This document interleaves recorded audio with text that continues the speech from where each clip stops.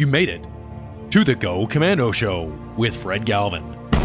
On our new mission, we contend with the naked truths of health, leadership, and overcoming adversity. Now it's time to Go Commando.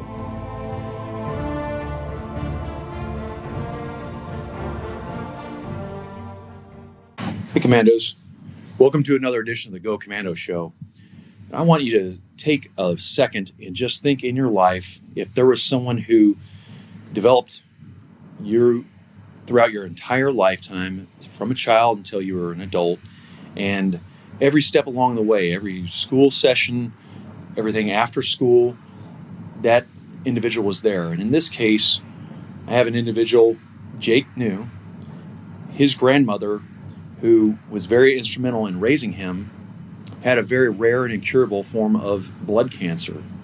And it eventually led to her passing away this last year. But that has formed and shaped Jake New in a very special way. And he is a medical doctor and PhD candidate, both here at the University of Kansas Medical Center. He's studying to earn his both MD and PhD and be a scientific researcher.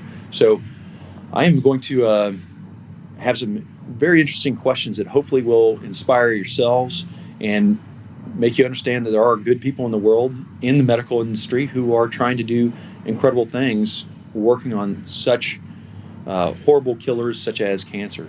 So Jake, welcome to the Go Commando Show, and thank you for being with us. Yeah, thanks for having me, Fred. Glad to be here. Yes, and I wanted to ask a couple questions, a little bit about your upbringing, and just a little bit of, I know you're from here in Northeast Kansas, but tell me a little bit about how you're raised and your upbringing, how many siblings you had, and what it was like growing up. Yeah, sure thing. So I grew up in Overland Park, which is a suburb of Kansas City.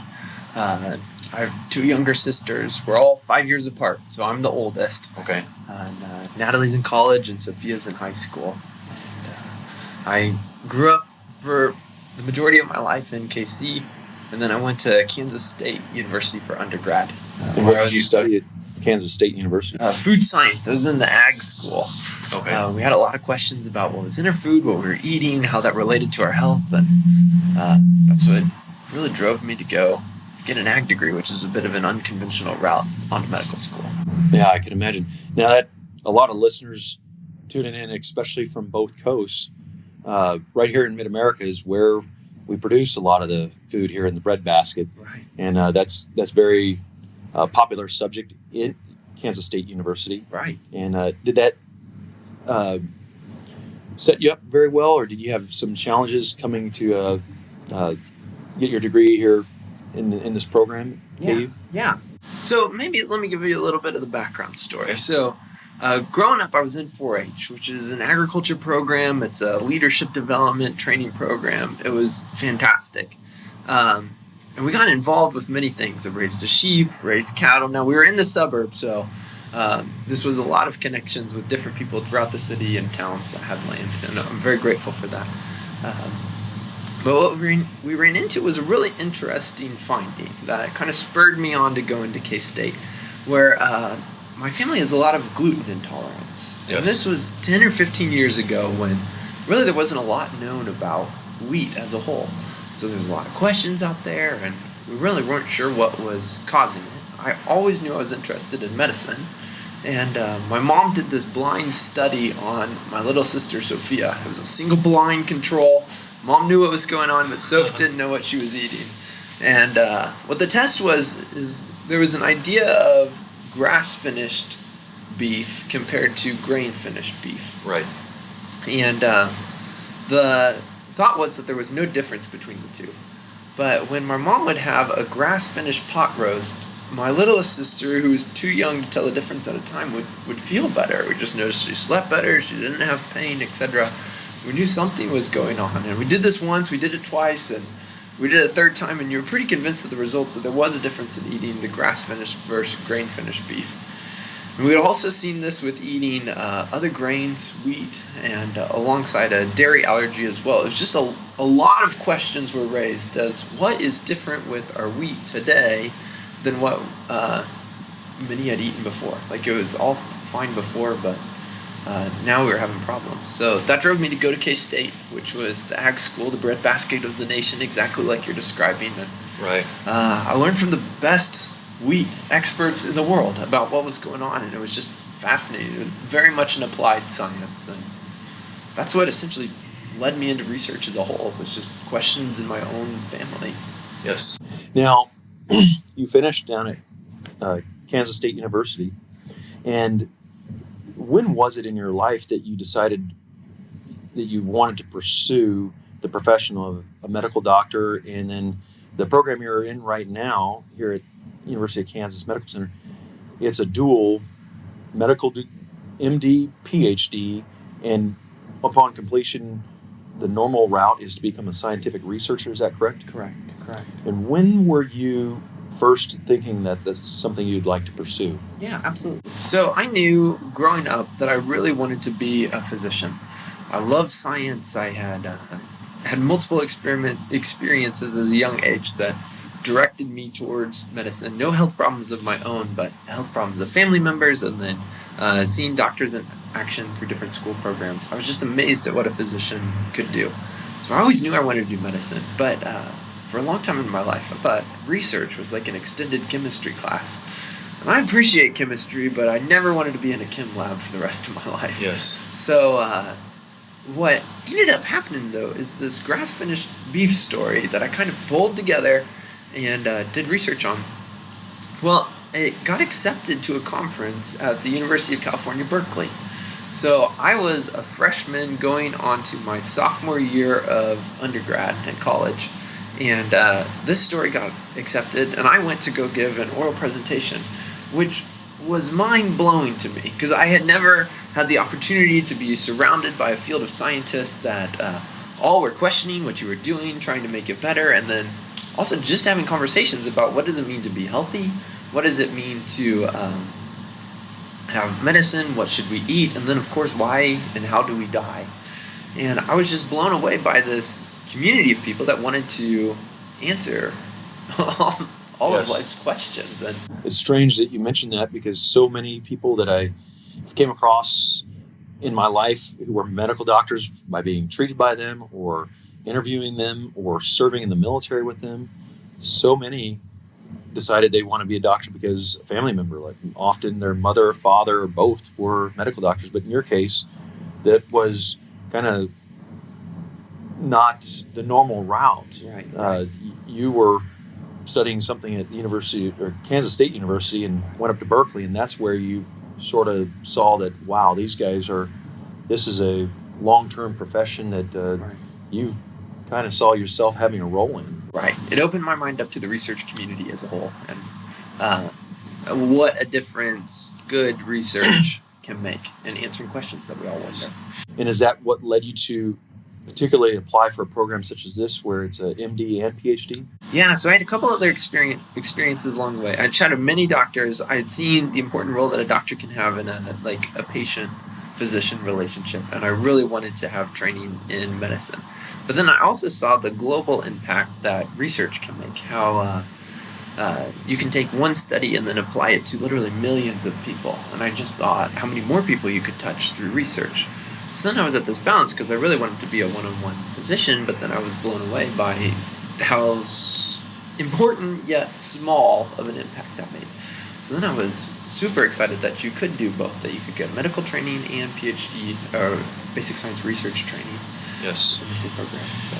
Now, there's a lot of people out there, they may be trying to become something in a kind of an elite field, whether that's being an airline pilot, which is very difficult to make it into those areas, or some people want to, be in special forces or the CIA. And in your case, someone who is pursuing and as a candidate or wanting to apply to an MD, PhD program, I'm sure that's there's only a few seats in there. And did you apply to numerous programs, or was KU that was the one that you applied to and you're going to bet it all on black? Yeah, so I did apply to numerous programs, but since my family is here in Kansas City, and it's a long program because you do all 4 years of medical school plus generally 4 years of the PhD, I really wanted to stay close to my family.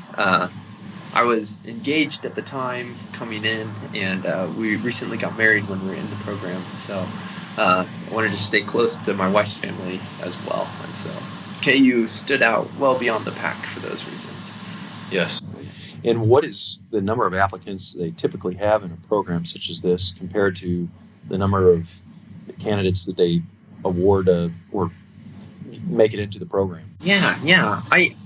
So there's 2 to 4 new first-year students each year. So 2 to 4. 2 to 4, yeah. Wow. So we had 3 in my class. Some are as small as 2, some are as big as 4, but I've rarely heard of a program being bigger than that. They try to keep the program real small. Of course, we'd love to expand it, I assume, but the resources is really what holds it back.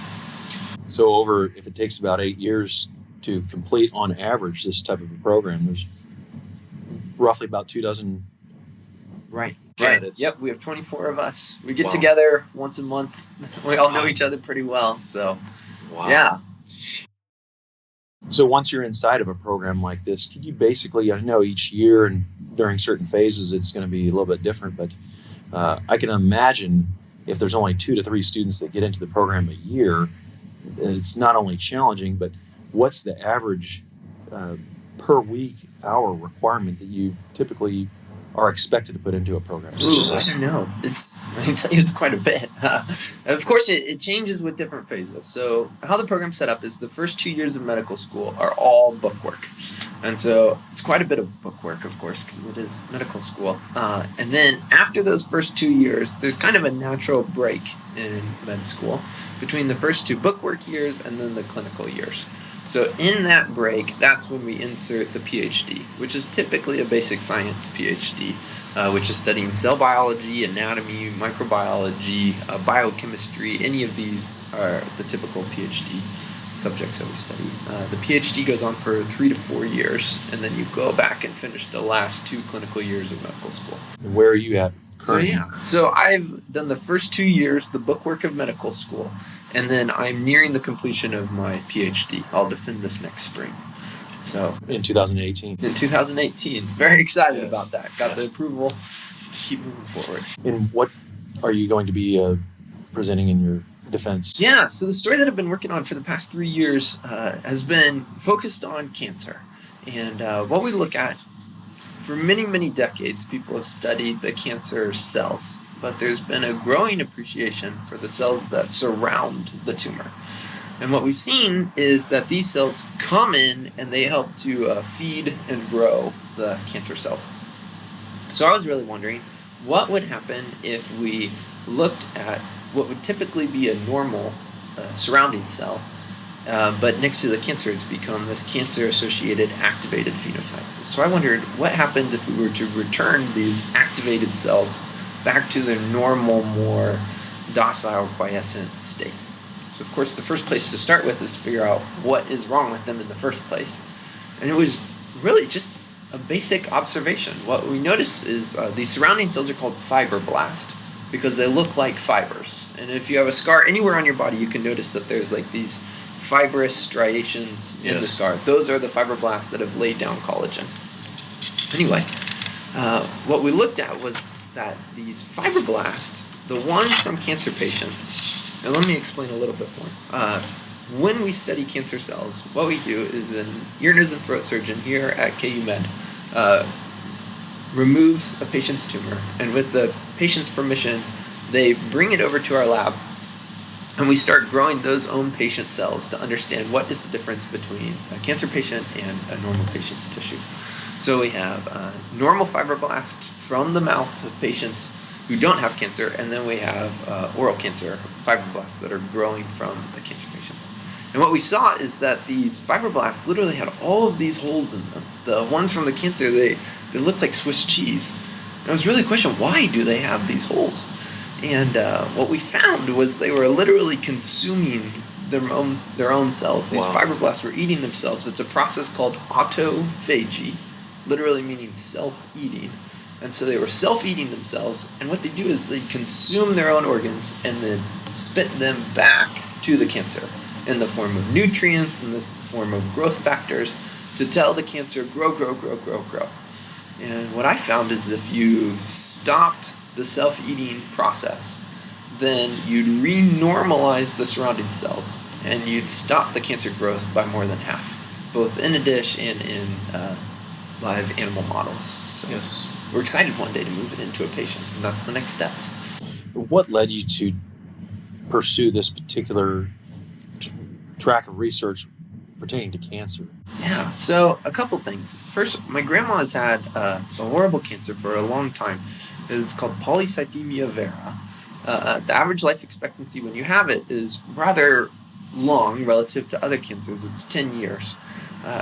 Granny Patsy, my grandma, blew those odds out of the water. She survived more than 20 years with this disease. And so the entire time that I was growing up, she always had cancer. And that just really touched my heart, the struggles that she went with. And also through that time, I had numerous other family members afflicted with cancer. And it's just a horrible disease. I can hardly think of a worse one to have. And the treatments that we have are old. There's been small incremental discoveries. Yes. But as a whole, over the past 60 years, there's very little differences in survival. And that really crushed my heart. And so I wanted to study cancer because of all those people. But what drove me specifically to head and neck cancer and the disease I currently study was strong mentorship. My PhD mentor is named Sufi Thomas, and she's been an outstanding support and mentor for me in terms of science and in terms of how to think and ask questions and where to move forward. So that's what drove me into her particular lab. And not just in your program, but in this particular area of research, there are so many people these day and age because there's so many distractions, whether it's just noise pollution or the technology that we have sending us constant feed signals. That has to be something that interrupts students such as yourself pursuing a program like that. And how do you focus and concentrate everything that you have so that you can not just pass, but you can help people out that are suffering like your Granny Patsy and be able to someday cure this? How do you eliminate all that noise and focus in on what the truly important things are that you have in front of you? Yeah, well, I'd say the key thing is to keep exactly what you said in mind. That there's real patients, there's real people who have this horrible disease. And that keeps you focused. You don't want to spend your time doing worthless things when you recognize that somebody is dying, and the odds are more and more people are dying with this. So that creates a little bit of spunk in you to keep going, get up and work, and make sure your work is meaningful, that you don't go down rabbit trails that are interesting but not worthwhile to look at. So yes, to pursue not just something that's good, but the greatest thing that you've been given those talents for. Right. And I think in your profession, I'm not trying to compare it, but in one aspect, while in the Marines, there were things that people's lives depended on the decisions you make and how you prepared for a combat operation. And it wasn't, when we went into combat, it was not spontaneous in most cases. Sometimes there was a shorter period of planning, but we were combining so much, of our organic unit assets with intelligence and national platforms to give us the greatest amount of success so that when, the sons and daughters of America face, that enemy, that threat, we would win. And that's basically what you are doing here and what a lot of people struggle with on a day-to-day basis because, the phone's ringing, they get a text, they want to respond on social media, and it kind of dilutes their effectiveness in the jobs that, people right now are driving down the street, listen to this, and some of that's good, but sometimes, they're trying to manage 3 or 4 things at the same time, and it really degrades, what their true calling and how effective they can be. Is that something that you agree with or have? Right, absolutely. I would say it's important to keep the one thing in mind, and then each day recognize what you can do to get there. So that's what we strive for.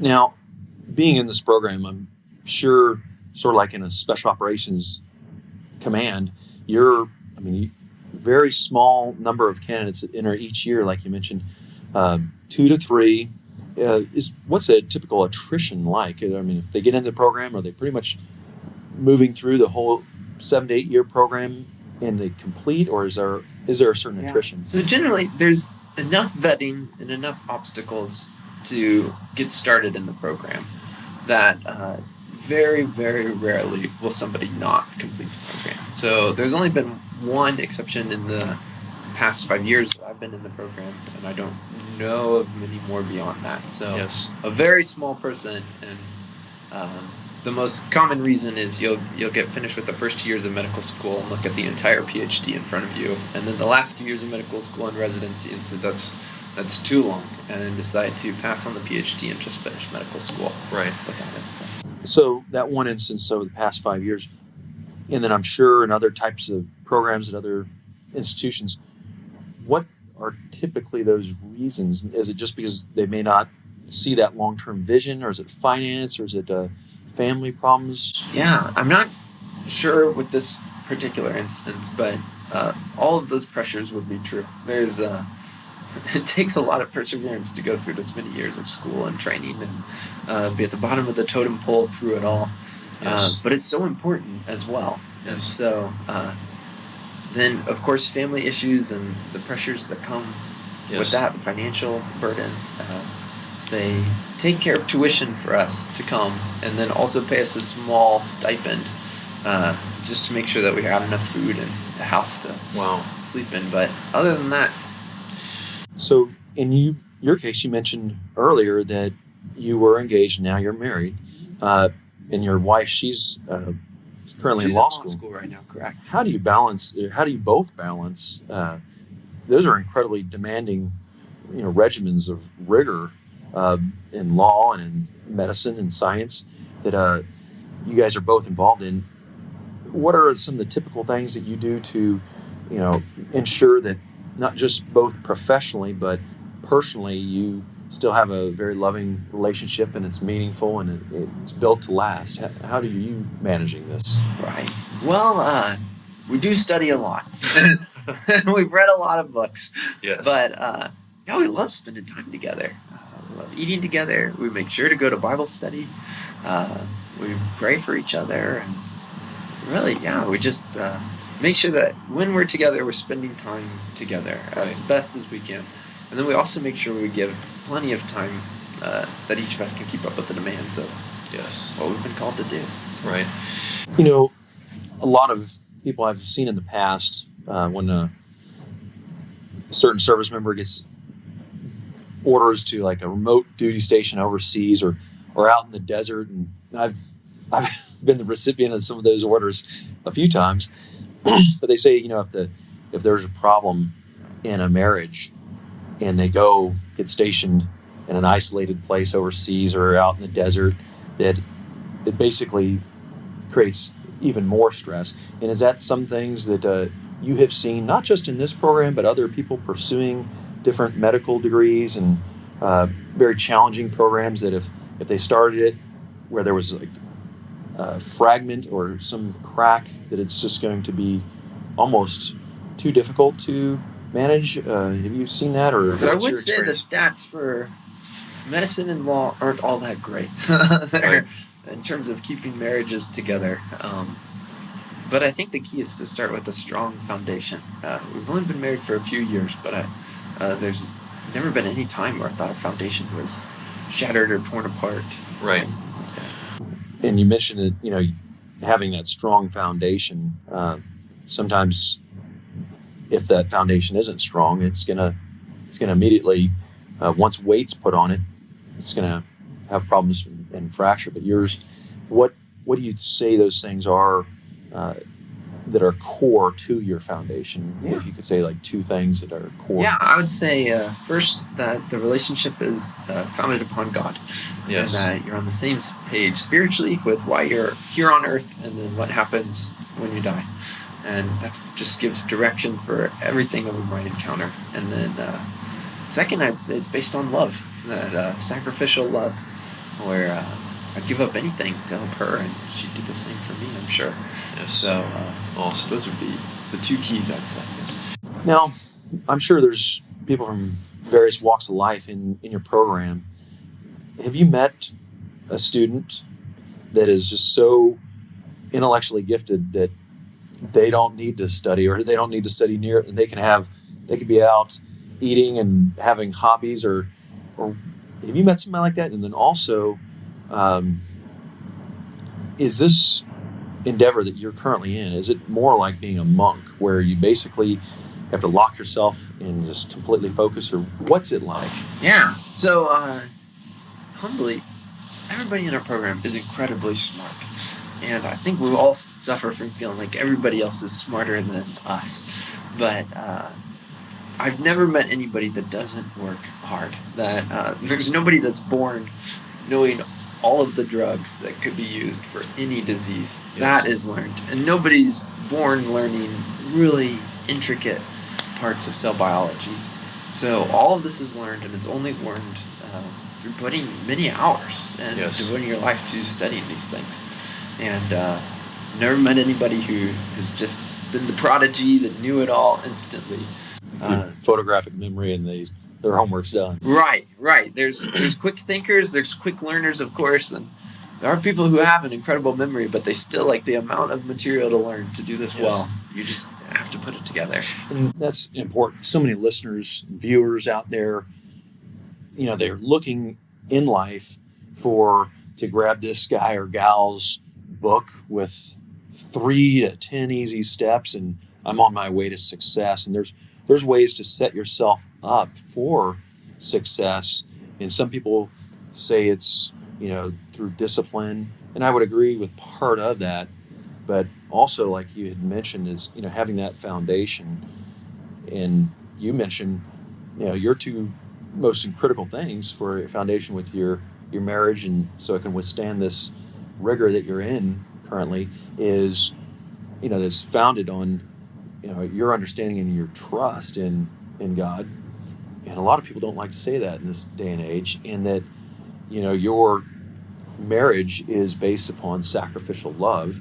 And a lot of people, it's, sometimes people want to receive more out of a relationship than to sacrifice. So those 2 things that you mentioned are very, very different than what a lot of people say. TV, radio, books is, if you want to succeed, your endeavor is much like somebody that's trying to overcome other big challenges. The circumstances are different, but you really have to, be completely committed to something, and you can't do something halfway. Is that how you feel you're a samurai? Absolutely. Absolutely.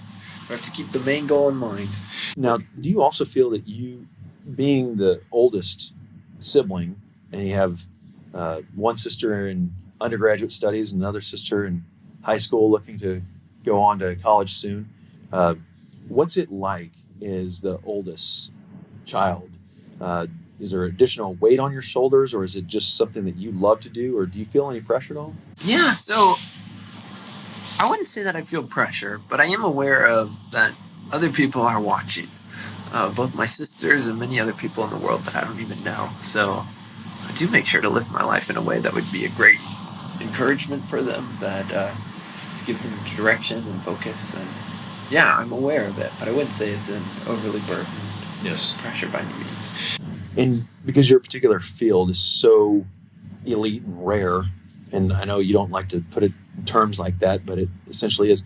Now, say somebody who's out there listening that has, that identifies with what you're saying and has that drive, desire, passion to do it, but they're also very gifted, possibly with athletics. They're a student athlete at a university. They may be someone who has that passion to serve their country. What is the typical norm that you have seen of somebody that may want to take a step away from academics, maybe after college or maybe even after high school, and then have you ever found those people typically end up in a program such as yours, or what's the norm? Absolutely. So generally the typical student in our program has graduated from college and spent a few years out of school, doing primarily, because it's such a research-heavy program, doing some sort of research.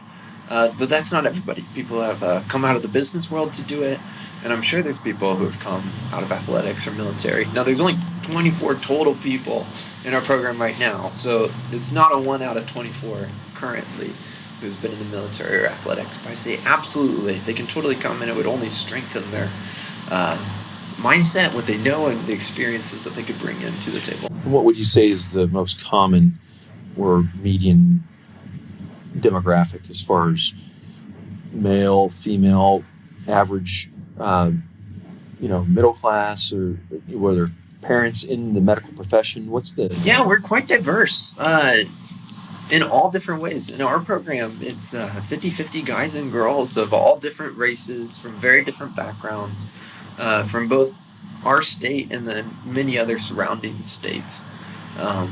All are in this together. So did any of them have a family member that were doctors? Or so some do, but by no means is that a requirement. I would probably venture to guess that it's about 50-50 have somebody in their immediate family that's a physician. But otherwise, no, I think a lot come in with a great desire to help people. Yes. Now, that being said, in talking about stressing the system, because we're talking to a lot of people out there that are listening that have a life that's normal, and then all of a sudden something impacts it and makes it very adverse. Not just an obstacle, but something that's working against you. And I hate to say some of these things as adverse, but I remember back in graduate school when I was attending here in Kansas City metro area, one woman, she was like, very uncommon. She didn't just have one child in the program. She had 2 children, and she didn't skip a beat. I mean, I don't know how she calculated it perfectly that she delivered these children right in the winter break over Christmas. It was, but she also is in medicine, and it was interesting to see her not just go through the MBA program, but to excel. Do you have any of these kind of exceptions that are so rare it's almost like having a Medal of Honor recipient going above and beyond? No, they're definitely people who I would give an MD PhD Medal of Honor to. Any particular examples? Yeah, similar, where people have multiple children throughout the program, both dads but also moms, and that blows me away that they can balance everything that it takes to go through this program, as well as raise not one but multiple new lives on Earth. It gives me great encouragement. So. Yeah, and there's a lot of folks that just think that it's too much. They can't do it, and certainly everybody has a breaking point. If you're a POW, you're going through a school like survival school. There's everyone out there. There's a point where people crack and it's too much. And I'm sure in this program, like you mentioned, there was that one, and they have put a lot of things in place to make sure that they reduce that, because it's a significant investment for the university, and they're really looking at the outcome of this. So when you complete the program, is there something that you owe the university, or is... No, there's no official debt to the university, but you are aware of how much people have invested in you. There's no doubt about that. With the entire cost of medical school tuition and graduate school tuition, it comes out to multiple hundreds of thousands of dollars, plus the stipend for us to go. And there's nobody in our program that doesn't recognize the investment that's been made in them. So you do feel a great need to put those skills to good use, and make sure you're doing things that really do make people's lives better, that make people healthier, make people live longer lives. And specifically about that, you mentioned you're studying cancer of the head and the throat. Correct. And what is a long-term vision? Because you're among this elite, very rare type of scientific researcher. What would you say, 10 to 20 years are you believing that you are able to, with a team, figure out and solve in cancer research? So my long-term goal, and I don't know if it's 15 or 20 years or even longer than that, but I want a medicine that works like ibuprofen or acetaminophen, Advil or Tylenol, where you can just, here's a pain, you give it, and the pain goes away. I would love that for cancer, where it works like magic, and you just take it. You once had a tumor, take this really simple med with very few side effects, and it just melts away and disappears. Right. That's my goal. Now, you've done some research that I've heard on turmeric. And what do you specifically look for and see in turmeric that is able to, possibly be a natural remedy? Yeah, absolutely. So there's many substances on Earth, and we looked at turmeric because it had been involved in a lot of anti-cancer properties, and there was a lot of hypotheses that it might be beneficial. When people take it, very little turmeric is absorbed in your system. So even if you take very, very, very high doses, just 2% gets in. Well, that's an issue. When you put turmeric on a dish, it kills the cancer cells completely, but there's no way to deliver it properly in a person. So there's many different labs that are working on things such as like encapsulating this in nanoparticles, changing the shape of the active ingredient, which is curcumin, to make sure it was absorbed better. What we looked at is what would happen if you combined it with other natural compounds to facilitate bioavailability. And we found a great mixture that we recently published a paper on that would help with the absorbance of turmeric. Now, I would say there's a lot more work yet to be done, and I wouldn't say that project's complete. I have great hope for natural compounds, and I think there's a lot we can learn, and there's so many that need to be tested in cancer. And I would say stay curious, but also stay questioning and skeptical of how they work. And it's one thing to see it work in a dish perfectly well, but then for none of it, or hardly any of it, less than 2% of it to move into your bloodstream, it's very difficult for that to work on a real tumor. So there's still much more to go. Now, I'm not in the medical industry, and I don't try to claim any affiliation with it at all, but some have, told me as, an outsider that they feel that, there are possible cures for cancer that are just around the corner.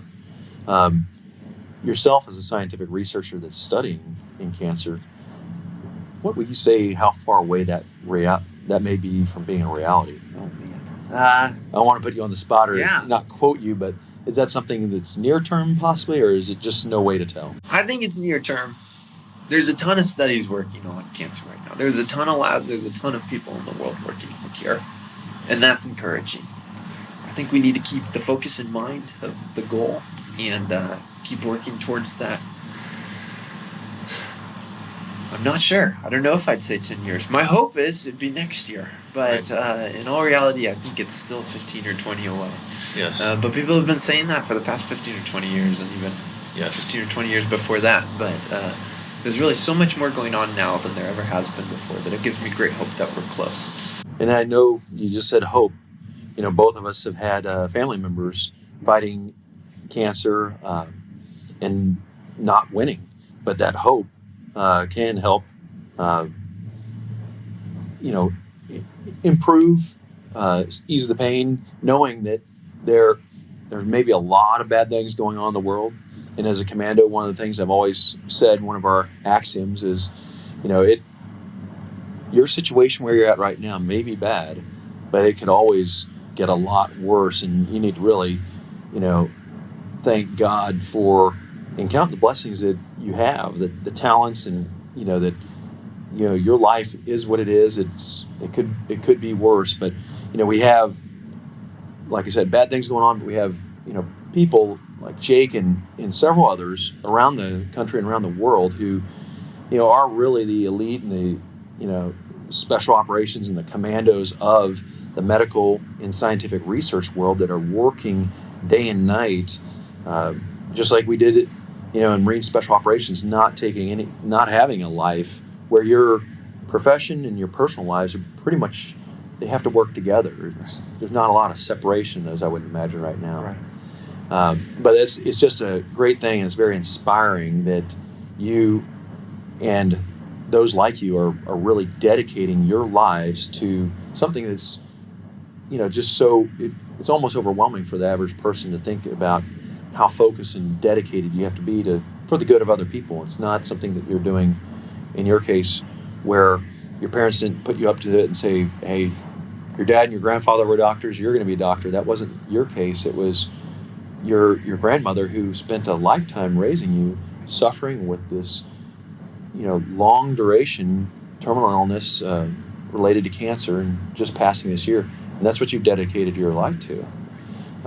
So that's a very, very positive and inspiring, it is to me, thing.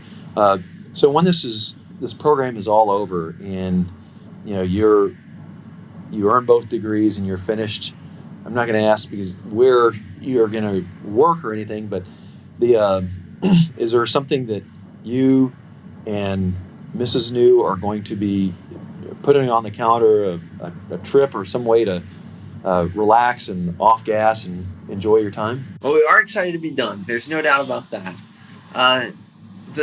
The end of this program is so long away, it's even hard to dream of what we'd be doing. We don't know what life has in store for us, but we are eager to spend time. I can tell you this next spring, we got a little bit of a taste of being done. How to look, she'll take the bar on Tuesday, Wednesday, and then I defend my PhD on Thursday. So it's going to be quite the week, and we're planning a celebratory trip after that, which will be fun. But when it's all said and done, we hope to use the skills that we've been spending so much time learning to actually be put to good use. So we'll have been in school for a long, long time, and then after I come out of residency, I hope to keep working on the cure. I hope it's done by then. I kind of doubt it will be. So yes, that's amazing. There's so many people who have unfortunately been touched in a negative way by cancer, but to hear what you're doing, how you're doing it, and to learn a little bit about men and women here in the heartland and across the country and world who have their hearts in the right place, doing things for the right reasons. That's something I feel is very positive when people complain about what's going wrong in the world. Here we have people, and I'm not trying to toot your own horn, that are really pursuing something that's for the greater good of people around the globe. Cancer has just devastated so many homes, and it just seems like, from what you mentioned you originally were studying, in Kansas State University, a lot of it's what we're consuming and putting in our bodies. That's the number of cancer cases that are going on is just growing phenomenally. So, right. But do you have any other things that you were involved with that you'd like to talk about? Each day we spend a lot of time working on cancer. I also have gotten involved with the Bible study. My wife and I both lead it here in Kansas City. It's a young adults group, and it's grown quite to a significant size, and we're real excited about the friends we've made there and the times that we put in. I also do an English class here for the Chinese international students and scholars that come, because it just broke my heart when they came in that they didn't know anybody, they didn't know English. There were so many things here in America that weren't the same. Kansas City is a city where it's really helpful to have a car, and most of them will come from cities in China where you don't need a car. So even just having a friend that will tell you where to go, that CVS is a drugstore, and explain things like this, I've really had a lot of joy leading this group and helping them learn what it's like to be an American for a short bit of time that they're here. So it's important to have the partisan support, somebody local that knows the system. When you're an outsider and nobody's offering you any lending hand, that is truly incredible. And thank you for doing that and providing. Some of these people, I'm sure it's very scary to leave everything that and come to a area in America and start it all over. So that really is amazing testament to what you're doing. So. Well, thank you very much, Jake. Yeah, I really appreciate Thanks this. for having me on. Look forward to having your testimony go out to so many people, and really, it was inspiring. Thank you so much again. All right. To all my fellow grunts out there who in your youth felt it was your duty to protect us, I salute you. And thanks to the listeners of the Go Commando Show who labor on the farm, who are sweating on the construction site, putting forth your very best at the office. You are making a difference. Support the Go Commando Show in our pursuit of bringing you the highest quality professionals. infiltrate the website at gocommandoshow.com, where you can view all of the podcasts and arm your team with incredible deals on health supplements, Commando clothing, and equipment. Every time that you get a good deal, it supports the show. What deals? When you purchase anything from the website, Amazon, healthcare supplements, you're covering our six. And to the ladies on the team, when you outfit yourself in the super sexy threads from Naked Zebra, and yes, I'm talking about in a fuego, you are firing the sniper shot for our commandos. How else can you support? It's simple. You smash the follow and subscribe buttons on our social media. That is how you support us bringing great guests to talk about serious subjects, not the mainstream media's fake news. So thank you, and until our next show, stay in the attack and go Commando.